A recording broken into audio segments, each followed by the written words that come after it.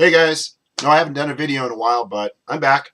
Anyway, a couple days ago I had the chance to get together with Andrew McCullough. He's the Attorney General candidate for the Libertarian Party in the state of Utah, and I had a chance to ask him a couple questions. So here you go. Hope you enjoy. All right, Andrew, why don't you tell us a little bit about yourself and a little bit about your campaign? Okay, well, I'm an attorney. I've been practicing law in Utah since 1973. I do criminal defense. I do some occasional civil rights work and general. I guess sometimes I just say that I irritate the establishment. That's kind of what I do. And my niche in particular is that I represent most of the adult entertainment establishment of the state of Utah. I represent escort agencies. I represent Dr. John's Lingerie.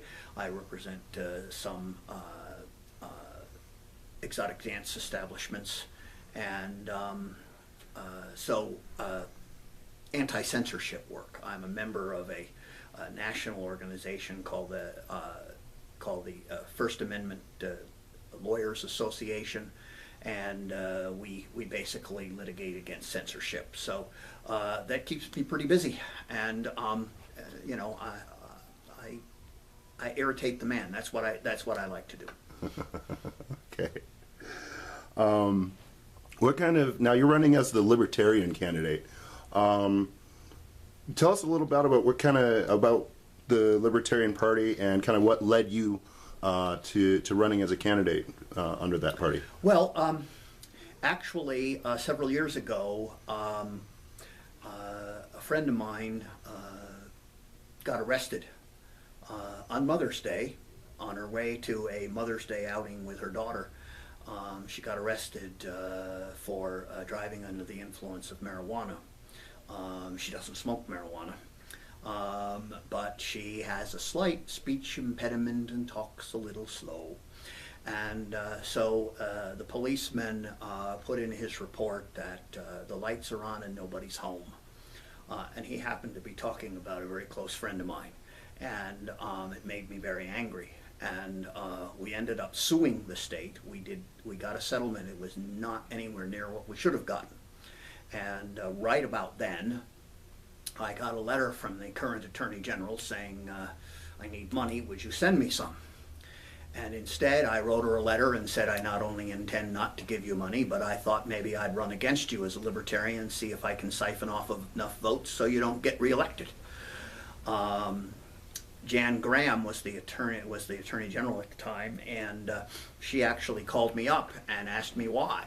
And after I let her have it with both barrels, she said she'd look into it, call me back the next. She didn't call me back. She had one of her hirelings call me back the next day and say, you know, you're wrong and I'm right. And that the battle was on.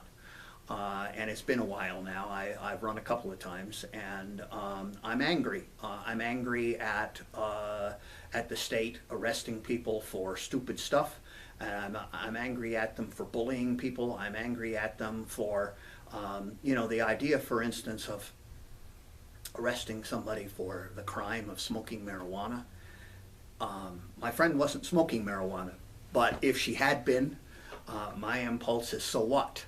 I'm angry that the war on drugs is destroying the Fourth Amendment. The Fourth Amendment being the right against unreasonable searches and seizures. The police and the Attorney General's office and so on take the position that anything is necessary that is necessary to win the war on drugs That can lead to an must arrest. be done. But the point, of course, is that they're not winning the war on drugs, and they're not going to win the war on drugs. They're losing. They're losing badly, and so periodically they up the violence. They put more people in jail. They break into more people's homes in the middle of the night with search warrants and guns, and it needs to stop. So. Here I am. Somebody needs to say it out loud. Somebody needs to yell it from the rooftops, and I'm the only one so far who's volunteered. Huh. Now, and by the way, I'm a nice Mormon boy. I do not smoke marijuana. I have never had a cup of coffee. Good to know. All right. Well, what do you feel sets you aside from the other candidates running for the office? Well, the Democratic Party this year made a clear determination that because I suspect I refer to it as kind of the year of Mitt, because Mitt is in charge this year and Mitt's going to carry Utah by a hefty level, that they would, rather than give anybody a real choice, that they would all move to the right, and all of their major candidates, governor, Senate, Attorney General, Congress, are all active Mormons.